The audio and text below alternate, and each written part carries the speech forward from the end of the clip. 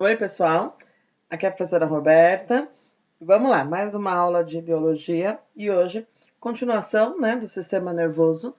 E agora vamos abordar a organização do sistema nervoso humano. O sistema nervoso humano, então, ele é classificado em dois tipos, né, de acordo com o critério anatômico ou funcional. Então, vamos começar pela divisão anatômica, ok? E mais para frente, ainda nessa aula, sobre a divisão funcional. A divisão anatômica, ela divide aí o sistema nervoso em central e periférico. Então, fazendo parte aí do sistema nervoso central, nós temos o encéfalo, com as suas divisões, a medula espinal. E no sistema nervoso periférico, né, o nome vem justamente por ser longe do centro do organismo, né? Então, nós vamos ter os gânglios nervosos e os nervos distribuídos aí por toda a periferia do organismo, ok? Com relação ao sistema nervoso central, que é constituído, né, pelo encéfalo e pela medula espinhal, ele tem o que a gente chama de substância branca e substância cinzenta. Mas se for no encéfalo, ela se apresenta numa ordem, né? E na medula espinal, ela está meio que ao contrário. Então, tanto no encéfalo quanto na medula espinal, é possível distinguir duas regiões, tá? Nós vamos ter aí a substância branca e a substância cinzenta. Isso está relacionado à posição das fibras nervosas, tá? Lembra que tem fibras nervosas com aquela bainha de mielina e outras que não tem. Então, é justamente essa característica, né, da fibra nervosa mielinizada e não mielinizada. Então, as partes do sistema nervoso central, certo? Em que estão localizados os prolongamentos mielinizados dos neurônios, eles têm um aspecto esbranquiçado e constituem a substância branca. Já a substância cinzenta corresponde às regiões do sistema nervoso central que são formadas pelos corpos celulares e pelos dendritos dos neurônios, que são as áreas não mielinizadas, certo? Então lembra lá da organização do neurônio, né? Que ele tem os dendritos que recebem as informações, né? Recebem os impulsos nervosos que passam para o corpo celular e por fim passam para o axônio, tá bom? Então, se está mielinizado, tem uma cor esbranquiçada. Se não, tem uma cor acinzentada. O encéfalo. O encéfalo é formado, né, por áreas.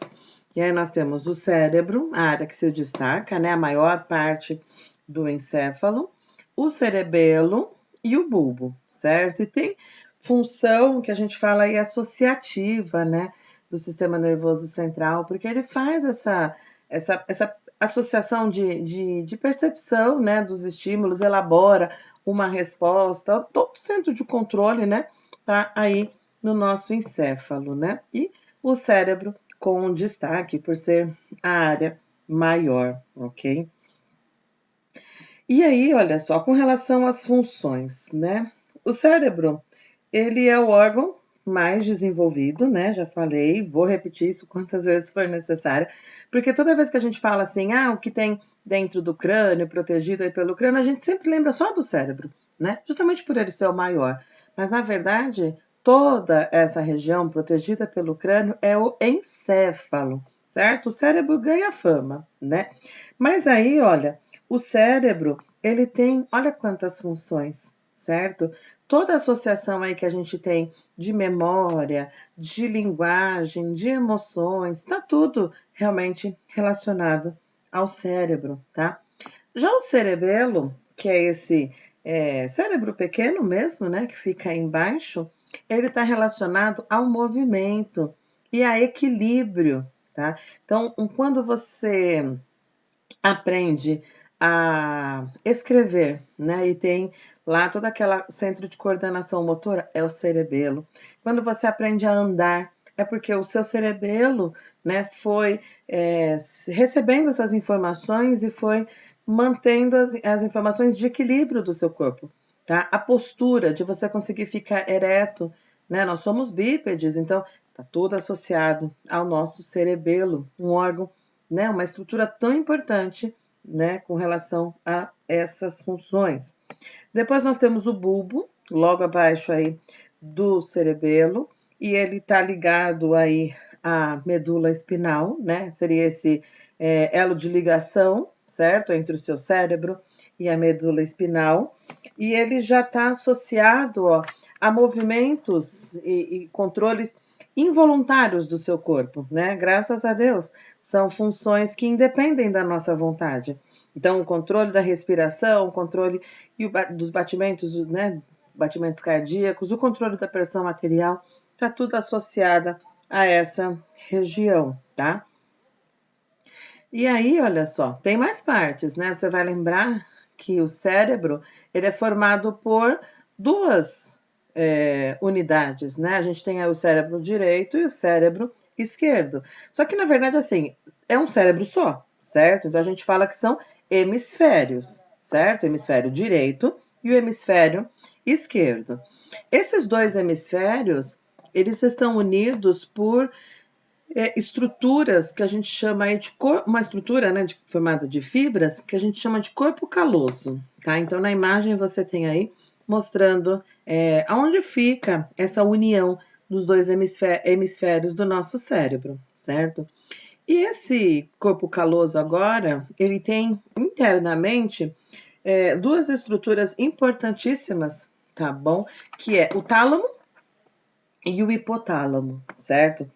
O tálamo, ele corresponde aí a essa massa meio ovoide, né, de substância cinzenta, tá, por onde passam informações sensoriais, tá. Então, os órgãos dos sentidos, né, menos a olfativa, tá.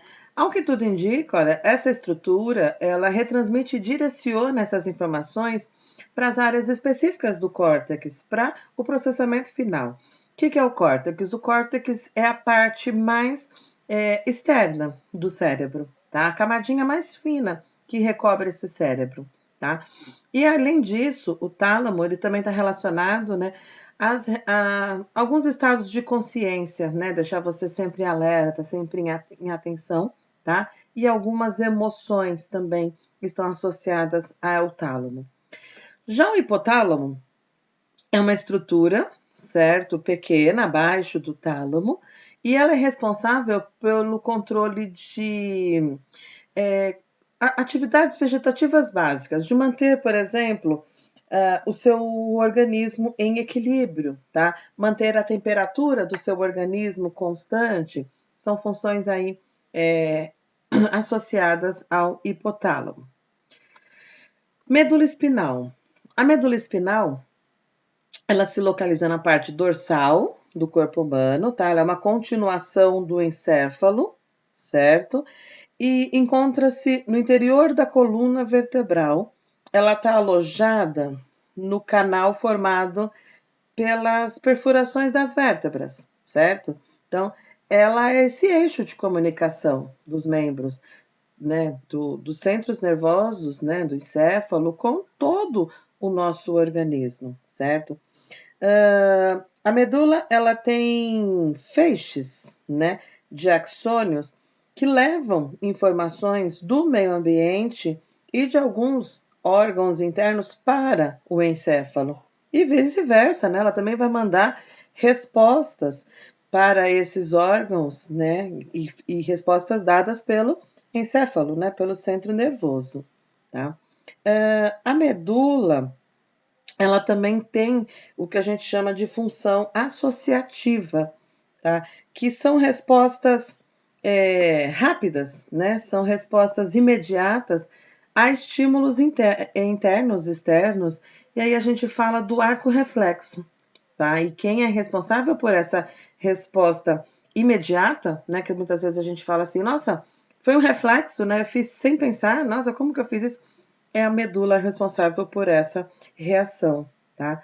Então, esse arco reflexo, ele é esse conjunto, né, de estruturas necessárias para que se efetue um ato reflexo. O que é o ato reflexo? Uma resposta rápida, que não depende de sensações ou de controles conscientes. E é sempre uma resposta ao estímulo do ambiente. Nesse exemplo aí, a gente tem o quê? O reflexo de afastamento da mão, certo? A mão tá ali frente a uma chama, certo? Vai queimar. Então, nós temos o sentido do tato aí, né? Que vai perceber esse aumento de temperatura. E aí, essa informação vai ser enviada, né, por meio dos neurônios, né, aferentes, vai ser enviado para a medula, que vai mandar uma resposta imediata para onde? Para os músculos. E os músculos são os órgãos executores agora. Eles vão reagir contraindo e tirando a mão da fonte de calor, tá? Um mecanismo de defesa do nosso organismo. Também nós temos como exemplo de arco reflexo aquele exemplo clássico, né, do reflexo patelar, aquele que a gente bate no osso do joelho e aí a perna acaba levantando, né? É um reflexo, é um movimento involuntário, tá? A pessoa não levanta a perna porque ela quer, é porque bateu, né, nesse neurônio, nesse nervo, e aí a resposta foi mandada.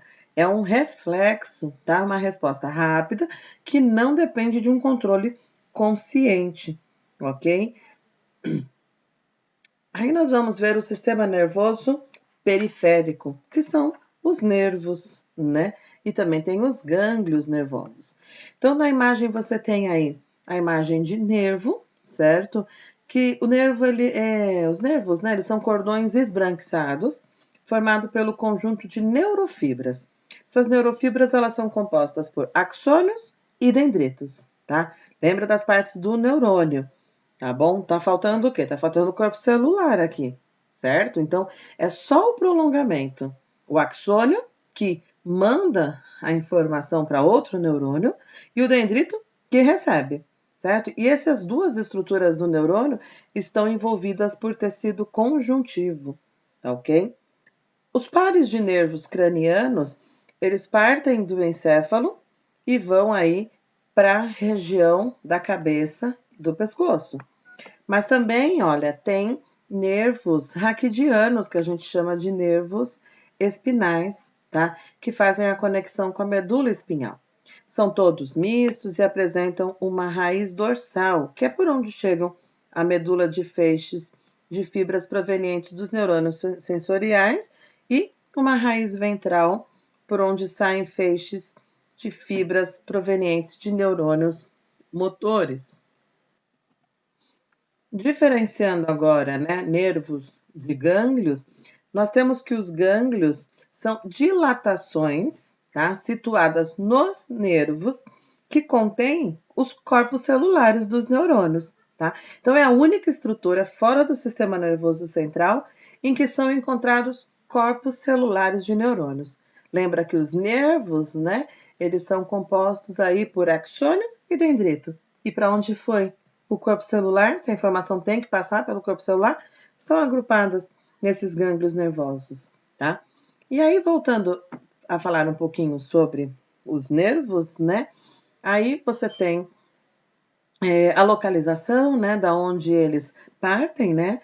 E os nervos, eles são classificados de acordo com a região do sistema nervoso a que eles se conectam, tá?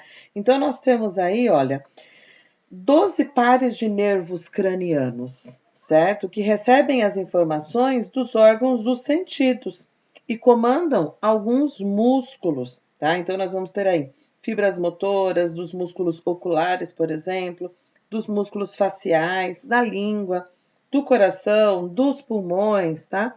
Agora, tem 31 pares de nervos raquidianos, tá? Ou medulares. Você vê aí que eles estão saindo da medula, certo? Então, nós classificamos aí em nervos cervicais, torácicos, lombares e sacrais, tá? E aí é pela localização, certo? Da onde ele está partindo e se ramificando, que trazem e levam essas informações para diversas partes do corpo, certo? Então, só para localização mesmo, tá? Você vai precisar saber apenas a divisão, ok? Em nervos cranianos e nervos raquidianos, ok?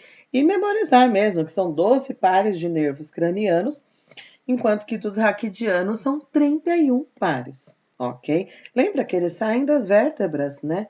E aí, bate com a numeração que nós temos, ok?